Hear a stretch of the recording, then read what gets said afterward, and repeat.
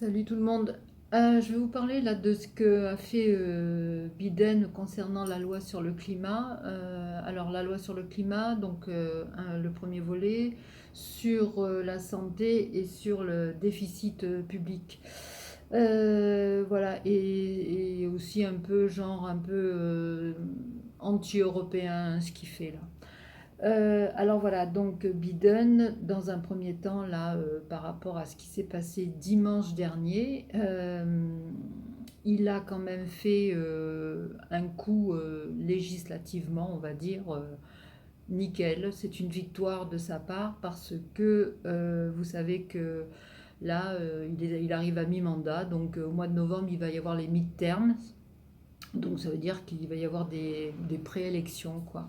Et là, certainement, les Américains vont peut-être lui renouveler sa confiance. Enfin bon, d'après ce plan-là qu'il a mis en place, beaucoup d'Américains, mais il y a une autre partie aussi d'Américains qui sont pas très contents.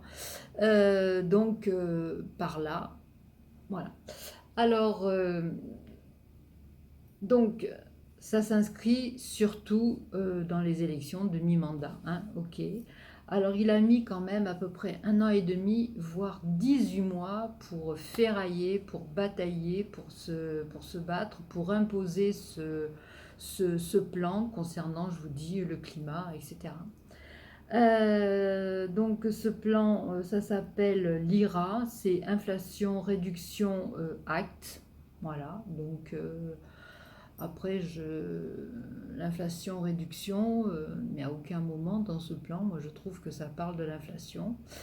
Mais enfin bon, ça s'appelle comme ça et c'est un plan qui a pour horizon 2030, c'est-à-dire il faut que tout soit mis, cadré pour 2030, voilà, que tout soit mis en œuvre en 2030. Alors, son projet, alors ce qu'il y a, c'est que Kamala Harris, hein, qui est la vice-présidente américaine, a quand même beaucoup œuvré aussi pour faire adopter ce plan, mais ça a été refusé de tous les républicains, hein, voilà. Alors, c'est un plan qui va coûter aux Américains à peu près 430 milliards de dollars. Voilà. Et d'après Pepe Biden, ça va changer l'existence des Américains. Mais, je reviendrai là-dessus tout à l'heure, c'est que quand ça s'est passé, quand ça a été adopté par le Sénat dimanche dernier, il y avait, on a vu sur les réseaux sociaux des photos donc, de Bernie Sanders, celui qui s'était illustré avec les moufles, là, vous savez, quand il y a eu l'investiture de Biden, là. Il s'était illustré avec ses moufles et tout, et maintenant, bon, bah, c'est un personnage, hein, Bernie Sanders, donc les médias le suivent, etc. Et quand je vous dis ça a été adopté par le Sénat, donc dimanche dernier au petit matin, Bernie Sanders était complètement affalé sur les marches du Sénat américain parce que ils avaient donc lui et son groupe qui s'appelle le groupe progressiste, néo-progressiste, voilà. Donc ils avaient proposé 15 amendements. Et durant toute la nuit, ils ont bataillé parce que c'était contre la montre, hein. Il fallait que ce plan soit adopté, etc. Donc ils allaient contre la montre. Et pendant toute la nuit, je vous dis, ils ont bossé pour faire adopter ces amendements, mais ça n'a pas marché du tout. Et je vous expliquerai tout à l'heure pourquoi. Donc voilà, donc on a vu Bernie complètement fracassé, voilà, quoi. Au terme de cette nuit, il était lessivé complet. Donc je vous dis maintenant, ça a été aussi pour un vote final, ça a été approuvé par la Chambre des représentants. Alors il ne reste plus à ce que ce soit promulgué, mais ça va être promulgué là dans très peu de temps, hein, voilà. Donc Pepe Biden, il a quand même une victoire. Bon. Alors ce plan sur le climat, eh bien, ça tend surtout à réduire les gaz à effet de serre, vous l'avez bien compris. Ensuite, l'Américain pourra bénéficier de 7 500 $ de crédit d'impôt s'il achète une voiture électrique. J'y reviendrai là tout à l'heure. Ensuite, il va y avoir aussi l'installation des panneaux solaires qui vont être soumis à crédit d'impôt. Ensuite, il va y avoir bon, les éoliennes, les parcs éoliennes pour la nouvelle énergie. Et ils veulent surtout aussi protéger les forêts des incendies et aussi notamment les zones côtières concernant les ouragans. Voilà, donc ça c'est le premier volet. Alors pour vous parler donc de l'Américain qui va pouvoir acheter une voiture électrique, eh bien il faudra qu'elle soit entièrement faite sur le sol américain. Donc il y a quand même un volet protectionniste de la part de l'Amérique parce que l'Union européenne, par rapport à ce qui se passe justement donc sur ce plan, dans ce plan climatique, eh bien l'Union européenne est vent debout parce que en fait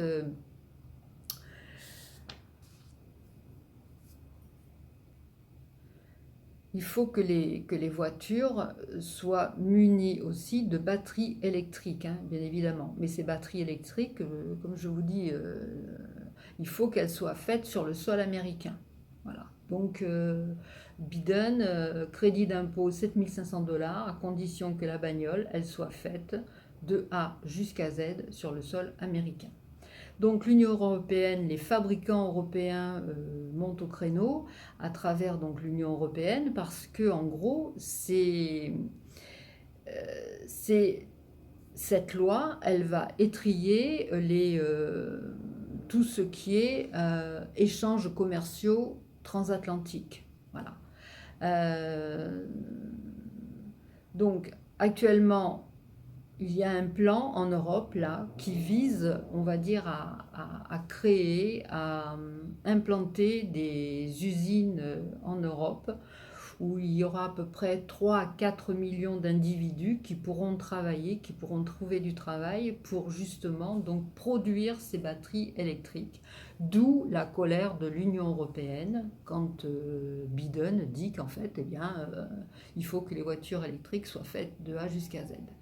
Alors là, vous avez donc tous compris que bien, ça va à l'encontre des échanges commerciaux, hein, voilà, mondiaux.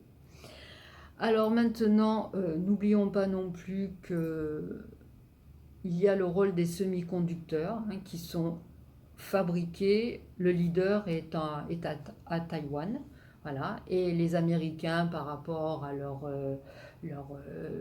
volonté de protéger Taïwan, eh bien, Taïwan, j'avais fait une vidéo là-dessus aussi, sur Pelosi, tout ça. Donc, Taïwan va construire 30 à 40 usines sur le sol américain, justement pour produire ces semi-conducteurs. Donc, quoi de mieux pour Biden, hein, semi-conducteurs, ça rentre, vous savez, c'est les composantes là qui rentrent dans les applications des téléphones, dans la 5G, dans les bagnoles, les nouvelles versions, les nouvelles générations, etc. Donc, voilà. C'est quand même, il faut quand même donc élargir ces composants-là de ces batteries pour, comme je vous disais tout à l'heure, pour un challenge mondial. Mais là, Pepe Biden, lui, il est en train de faire une course pour produire ses voitures sur le sol américain. Il n'en a strictement rien à faire de l'Europe dans ces conditions et c'est pour ça que je parle d'un plan anti-européen.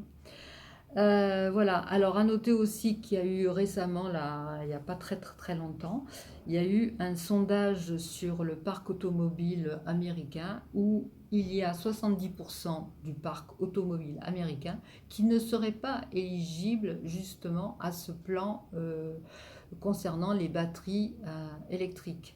C'est-à-dire parce qu'elles ne sont pas éligibles. Les voitures qui sont sur le parc actuel ne seraient pas éligibles pour les Américains qui achèteraient des voitures maintenant. Donc il faut faire d'autres bagnoles. Alors que vont devenir les voitures actuelles là, dans ce parc automobile? Comment ça va se passer? Il y a quand même un manque à gagner. Enfin voilà, donc si les Américains veulent rouler électrique et veulent avoir un crédit d'impôt de 7 500 $, eh ben, ils vont devoir acheter les nouvelles voitures. Voilà, et celles qui sont là sur ce parc automobile, ben, elles vont rester quoi? Sur les bras, bon. Voilà, donc ça c'est pour le premier volet concernant donc le climat. Ensuite, concernant le déficit public, alors il a instauré pour toutes les sociétés qui gagnent plus de 1 milliard de bénéfices, il a mis un taux d'imposition de 15%.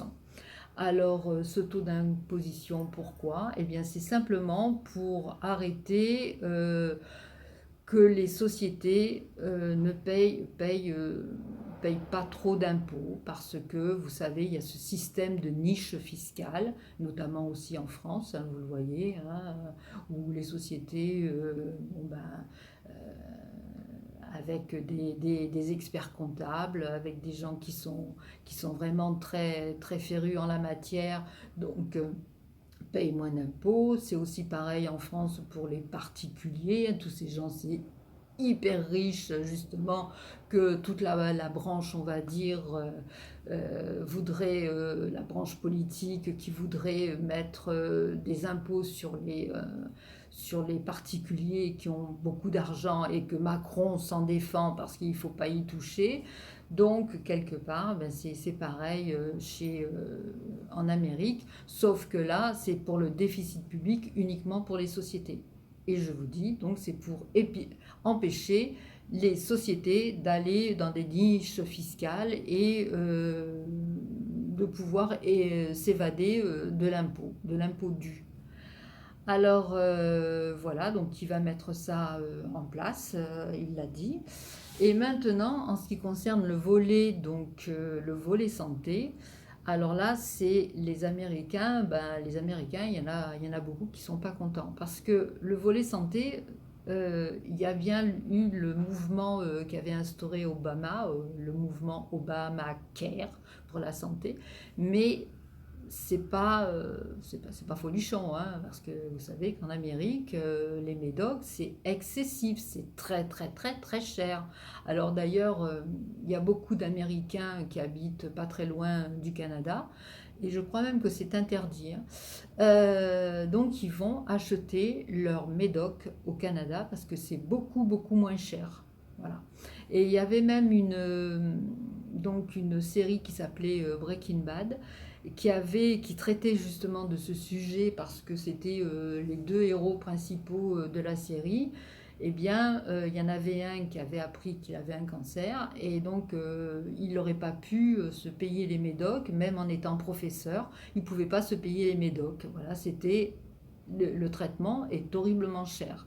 Donc, il avait fabriqué avec son élève, il avait fabriqué donc de la meth, donc de la drogue, hein, voilà, et il vendait cette drogue, cette dope, et avec ce profit, il pouvait enfin se soigner. Voilà. Donc, pour vous dire que les médocs sont excessivement chers, et donc Biden, en fait, il oblige avec ce plan les lobbies pharmaceutiques quand même à remiser certains médocs, certains médicaments. Mais enfin, bon, ça c'est pas sûr que tous les médicaments vont donc baisser, hein. Alors maintenant, Bernie Sanders, c'est là où il s'est illustré, c'est dans cette fameuse nuit de samedi à dimanche dernier, parce qu'il s'est battu pour les Américains qui sont très très très modestes. Parce que vous savez, en Amérique, vous avez les gens qui sont modestes, voire même pauvres. Vous avez l'autre couche, l'autre classe, celle qui vit à crédit, et vous avez les très très riches. D'accord.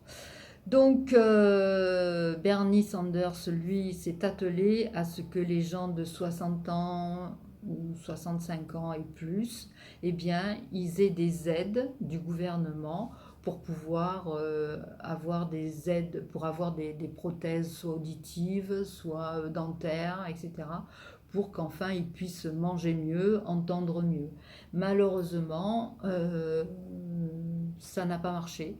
Tout ce qu'il a proposé, tout ce que l'aile progressiste a proposé à Bernier, enfin à Biden, eh bien ça n'a pas marché. Donc il était excessivement déçu parce qu'il s'est battu pour rien et il dit en fait que les Américains dans ce plan, ça ne va pas changer grand-chose pour eux, quoi. Parce qu'en fait, ben, c'est soit les Américains qui peuvent se payer des médocs, voilà, ou soit eh ben, les gens qui sont pas aisés du tout, les plus pauvres, les plus démunis, eh bien, ils resteront sur le carreau parce que, d'après lui, Biden n'a rien fait. Il n'a pas touché à cette loi Obamacare. Voilà. Donc, c'était quand même assez virulent, mais voilà. Donc, le résultat est là. C'est une défaite des progressistes. Par contre, je vous dis, Biden, lui, risque de marquer des points pour les élections à mi-mandat. Et puis ensuite, Biden est très content parce que, eh bien, il va remettre encore plus en route le moteur économique de l'Amérique, hein, qui ne se porte pas si mal que ça. Et voilà, donc voilà, bah, c'était un peu mon regard sur ce qui s'est passé sur ce fameux plan du climat, de la santé, volet social, et puis du déficit public américain. Voilà, si cette vidéo vous a plu, mettez un pouce, abonnez-vous. Enfin bon, en tous les cas, moi je vous souhaite une bonne journée. Salut!